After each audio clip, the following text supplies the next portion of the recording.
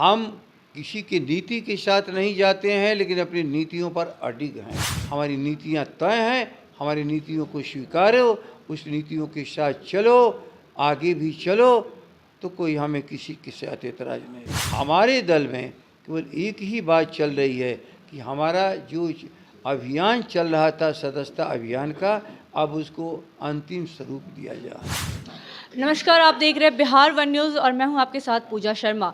देखिए, इस वक्त बिहार में सियासत काफ़ी तेज हो गई है। अगले 48 घंटे में अनुमान लगाया जा रहा है कि बिहार में कुछ बड़ा बदलाव देखने को मिलेगा। इसी मुद्दे को लेकर हमारे साथ मौजूद है बात करने के लिए प्रदेश अध्यक्ष जगदानंद सिंह। आज हम उनसे बात करेंगे। सर, क्या लगता है, जिस तरह से बैठक बुलाई जा रही है, आरजेडी की बैठक होनी है, जदयू ने भी तत्काल सांसदों को पटना आने को कहा है, तो क्या लगता है कि बिहार में कुछ बड़ा बदलाव देखने को मिल सकता है? क्या बिहार में होने वाला है? सर, अनुमान ये लगाया जा रहा है कि जिस तरह से बैठक होने वाली है सारे दलों को, तो क्या जेडीयू नीतीश कुमार क्या ये आरजेडी के साथ आएंगे? उस अनुमान का मेरे पास कोई जवाब इसलिए नहीं है कि राजनीति में हम लोग कोई अनुमान नहीं लगाते हैं। आप लोग का अनुमान का आपका विषय है, हमारा विषय है कि राष्ट्रीय जनता दल की कोई भी नीतियां हमारी नहीं बदलती हैं। राष्ट्रीय जनता दल के राष्ट्रीय अध्यक्ष अपनी जगह पर आज से नहीं, वर्षों से सारे तकलीफ़ों को उठाते हुए टिके हुए हैं और हम लोग उनके निर्देश के साथ चलते हैं। और इसलिए चलते हैं कि हम लोगों ने कभी उनको बदलते हुए नहीं देखा। और इसी गुण से लैस आज नेता प्रतिपक्ष बिहार तेजस्वी जी भी हैं। इसलिए अनुमान के आधार पर कहीं कोई बात मैं नहीं कर सकता हूँ। हमारे दल में केवल एक ही बात चल रही है कि हमारा जो अभियान चल रहा था सदस्यता अभियान का, अब उसको अंतिम स्वरूप दिया जाए। सर, अगर अभी देखा जा रहा है कि बीजेपी से और जेडीयू का अनबन चल रहा है, तो अगर नीतीश कुमार अगर आरजेडी के साथ आते हैं, तो क्या इससे आरजेडी को फायदा होगा? ना हम किसी के साथ जाएंगे, ना हमारे साथ कोई आएगा। हम किसी की नीति के साथ नहीं जाते हैं, लेकिन अपनी नीतियों पर अडिग हैं। उस नीतियों को स्वीकार करके उस नीतियों पर आता है तो हम किसी को नकारते नहीं हैं, क्योंकि ये नीतियां हमारी नहीं हैं, आम जन के लिए है। और आम जन की नीतियों को स्वीकार जो भी करेगा, हम उसको कभी भी अपने से दूर नहीं कर सकते, बल्कि उसमें सहयोग असहयोग की विषय ही नहीं बनता।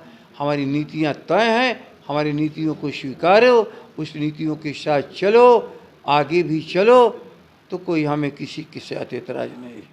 सर, अगर नीतीश कुमार आते हैं तो क्या आरजेडी उसका साथ देगी?